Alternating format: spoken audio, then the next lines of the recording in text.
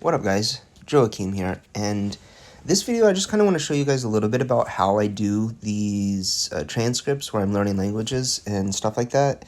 Um, I think these podcasts and transcripts and stuff that I listen to are extremely helpful, and they take you a long way in learning a language. But one thing that is kind of important to understand about doing these types of things is that you have to really know the information well before moving on.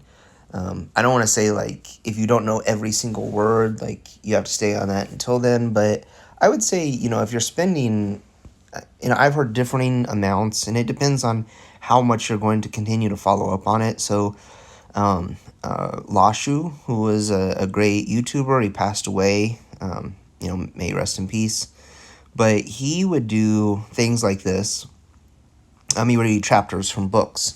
So it's a little different. But, the general idea was that he would do them for 7 days in a row. And he actually had, like, sheets on his wall. It was kind of beautiful mind, kind of looking like, if you've ever seen that movie. And he would, like, do tic-tacs. Showing when he had completed 7 days of reading, and he would do those things until he knew them really well. And I think he spoke, like, in some range, he spoke about 50 different languages, which is incredible, but he didn't speak them all to, like, really high levels of fluency. Some of them he only wanted to get to, like, an A1 kind of general knowledge of the language level. And then others, like, I know Mandarin Chinese, he spoke extremely well.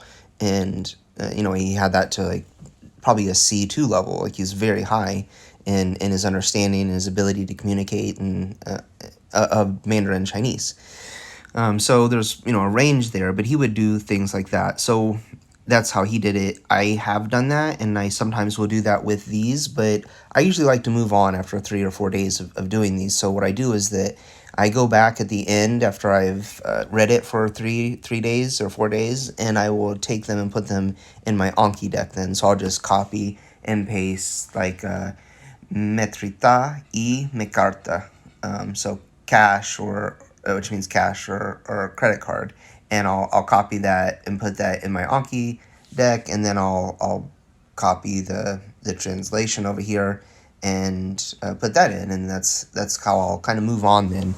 Even if I don't know some of the words, I'll just move on, and then I'll continue listening to these because I just listen while I'm driving, or sometimes when I am able to at work, I will listen to the transcripts of these, which are available at a website. It's a podcast, so you can use, if it's on the podcast app or one of the podcast apps, then that's a good option. But these are actually available at a website for the Hellenic American Union podcast, so you can download them from there. But if you're learning Greek, that would be a good option. If you're not, then obviously you don't care about that. But kind of how I'll go through these, though, is even when I'm first learning them, I will repeat the phrases quite a few times to get them down. So, like, I don't know a lot of words in this section that we're looking at right now.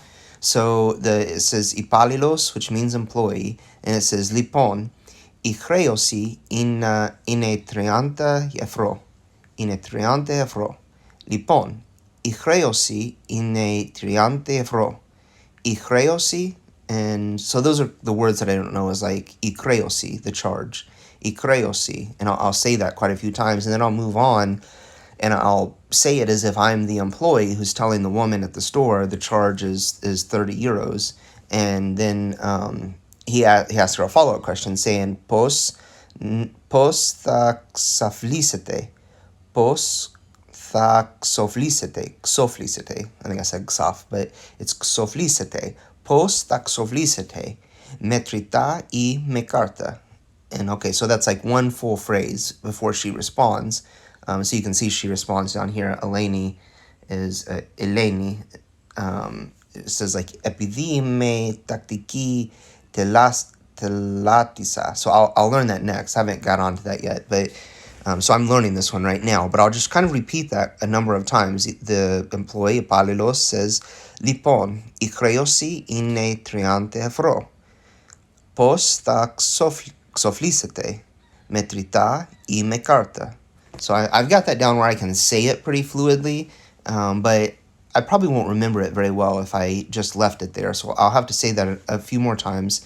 And then tomorrow, hopefully, when I come back and I'm studying this again, because I'll do it for 3 or 4 days in a row, and I'll be listening to it on for a while after that. So the podcast, since I'm listening to a lot of these every day and they come up, I listen to them until I've done them like somewhere between 30 and 40 times. So um, now remember, I'm just listening to these while driving, while sitting at my desk, when I'm charting, if I have like kind of work that doesn't require a lot of thought. If I go on a walk, I might listen to some of these, and they're only about like 8 minutes a piece. So if you can get something that's less than that, like 5 minutes is really what I prefer. But there's not a lot of Greek resources, so I take what I can get.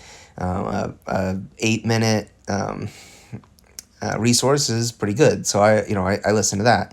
But they're only about that length of time, so listening to 3 or 4 of them a day while doing other things is not really a big deal.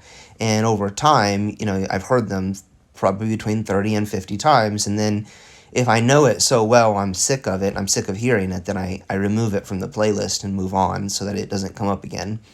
But that's kind of how I learn these, and I think that that's a really good thing. I think that that aspect of repetition and hearing things over and over again is not discussed enough in language learning, but it seems like it should be an obvious thing, but it's just not discussed very often. So I think that that's pretty good. So I have some degree of spaced repetition when I use Anki and things like that, and then I have daily repetition when I'm learning things. So usually I don't think I have tried using Anki decks that were like pre-made where you learn things from Anki itself, and I have not found that to be very effective. Like I end up not remembering it very well, and then when it comes up on the Anki deck again, my deck starts to get bogged down with reviews because I'm just reviewing over and over and over and over again, and it's a lot of the same things, and I'm not remembering it. So I don't think that's a very good method because it just hasn't worked for me personally. And I'm not. I don't think that when people have found really good success with Anki, that doesn't seem to be how they do it either. Because, like when I hear either Matt vs Japan or Ikena talk about using Anki, they're putting in things that they've recently learned, like they were watching television or listening to a podcast, and a word they kind of understood it for a moment because they understood it in context of the sentence and in context of the show that they're watching or whatever that is, and then they put that in. So that is obviously a much better way to understand that than to try to just learn something from the Anki deck itself. So that's it. You guys take it easy, and I will talk to you in another language learning video coming soon.